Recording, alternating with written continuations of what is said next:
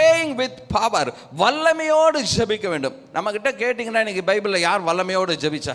எலியா பாருங்க, ஆண்டவரே என் ஜெபத்தை கேட்குறீ, அக்னியை இறக்குங்கன்னொன்னே அப்படியே இறங்கிடுச்சு.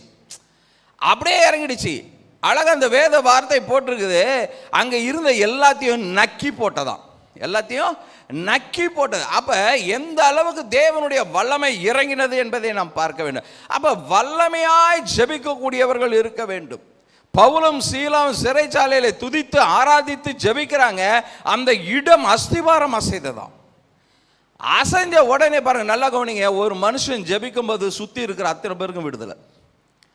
ஜெயிலுக்குள்ள இருந்த அவ்வளவு பேரும் வெளியில போயிட்டான். அந்த அளவுக்கு தேவனுடைய வல்லமையை சுமந்த ஒரு தேவ மனுஷனாய் பவுல் இருந்தார். அப்படிப்பட்டவர்களாய் நாம் ஒவ்வொருவரும் இருக்க வேண்டும் என்று ஆண்டவர் விரும்புகிறார். ஹல்லேலூயா. அதற்காக தான் அழைத்திருக்கிறார், தெரிந்து கொண்டு இருக்கிறார். அவர் பவுல் ஊழியத்துக்கு வந்திருக்காருங்க. அதனால தாங்க பவுல் அப்படிங்க இப்படிங்க அப்படின்னு இருக்கிறோம். இன்னைக்கு பவுல், டெபோரா, எஸ்தர் எல்லாம் நம்மளே கொண்டு தான் ஆண்டவர் இந்த காரியத்தை செய்ய முடியும். அப்ப அசாதாரணமான காரியங்களை செய்யக்கூடியவர்களாய் இருக்க வேண்டும் என்றால் வல்லமையான ஜெப வீரர்களாய் இருக்கும் போதுதான் அசாதாரணமான காரியங்களை செய்ய முடியும்.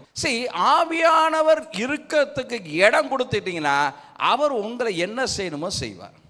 அவர் உங்களை வச்சு என்ன செய்யணுமோ அதை நிச்சயமா செய்வார். அப்படிப்பட்டவர்களாய் நாம் இருக்க வேண்டும் என்று ஆண்டவர் விரும்புகிறார். லூக்கா 6ஆம் அதிகாரம் 12ஆம் வசனம் முதல் 19ஆம் வசனம் வரைக்கும் வாசிக்க கேட்கலாம். அந்நாட்களிலே அவர் ஜெபம் பண்ணும்படி ஒரு மலையின் மேல் ஏறி ராவு முழுவதும் தேவனை நோக்கி ஜெபம் பண்ணி கொண்டிருந்தார். பாருங்க, நம்ம அவங்க ஜெபிச்சாங்க, இவங்க ஜெபிச்சாங்க, எஸ்தர் ஜெபிச்சாங்க, டெபோரா ஜெபிச்சாங்க, எலியா ஜெபிச்சார், எலிசா ஜெபிச்சார்ன்றதை விட நம்ம இன்னைக்கு யாரை ஃபாலோ பண்ணிட்டு இருக்கிறோம்? இயேசு கிறிஸ்துவை. ஹல்லேலூயா. இயேசு கிறிஸ்து ஜெபம் பண்ணியிருக்கார்.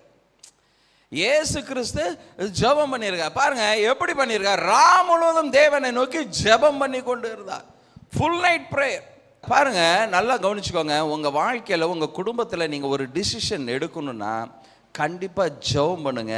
ஆண்டவர் உங்களுக்கு ஆலோசனைகளை கொடுப்பார். முடிவு எடுக்கணும். இப்ப ஒரு பெரிய முடிவு எடுக்க போறார் ஜீசஸ். என்னன்னா, தான் கூட இணைந்து ஊழியம் செய்யும்படியா யாரை தேர்ந்தெடுப்பது அப்படின்ற ஒரு யோசனைக்கு வந்திருப்பார். அவர் என்ன பண்ணார், உடனே எடுத்ததை நீ வாப்பா அப்படின்னு சொல்றது கிடையாது.